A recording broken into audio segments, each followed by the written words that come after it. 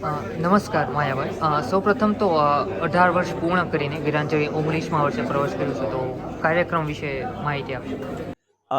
સાણંદમાં આપણે કીધું કે છેલ્લા 18 વર્ષથી જે વિરાંજલી કાર્યક્રમ, આ કાર્યક્રમ ગુજરાત લેવલે હું કહીશ તો જે આપણું કદાચ અમુક પાત્રો ભૂલાઈ ગયા હોય, અમુક પાત્રો માણસના જીભે પણ એવા હજારો જે મા ભારતના વીર સપૂતો કે જેણે મા ભારતીની રક્ષા માટે, આ દેશને આઝાદી માટે પોતાનું રક્ત વહેવાયું છે.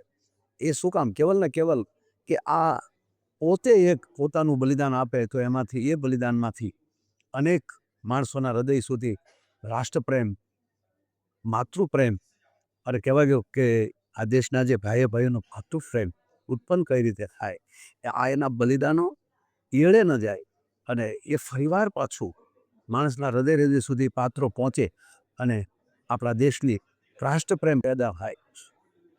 જ્ઞાતિ જાતિનો ભેદભાવ છોડી લે, કારણ કે આ લોકો કોઈ એક જ્ઞાતિના નહોતા.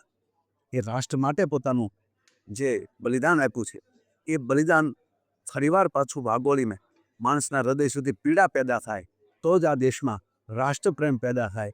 એ માટેનો કોઈ ઉત્તમ ઉદાહરણ હોય તો એ વિરાંજલી કાર્યક્રમ એ સાણંદનો છે.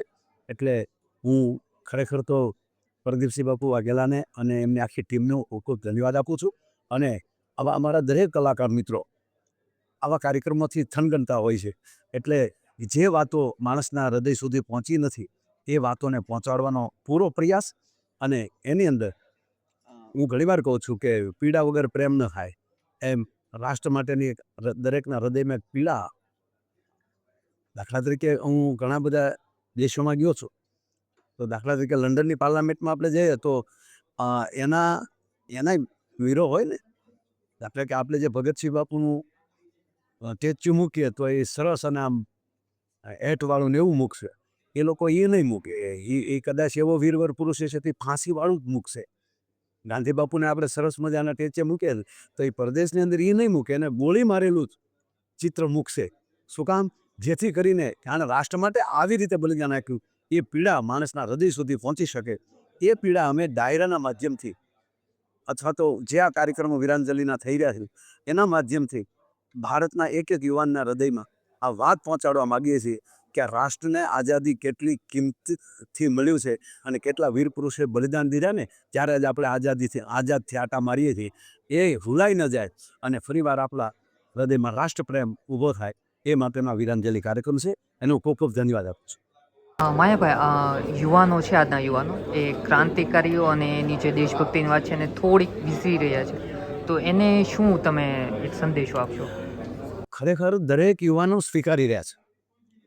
તમે સાંભળો કે આજે છેલ્લા 18 વર્ષથી આ કાર્યક્રમ થાય છે, તો જો એ સમાજે ન સ્વીકાર્યો હોત તો 2-3 કાર્યક્રમ થઈને એ કાર્યક્રમ અટકી ગયો હોત. પણ દર વર્ષે કંઈક ને કંઈક મોટું સ્વરૂપ લેતું જાય છે. એટલે મારા દેશના યુવાનોમાં રાષ્ટ્રપ્રેમ લબોલબ ભરાઈ રહ્યો છે.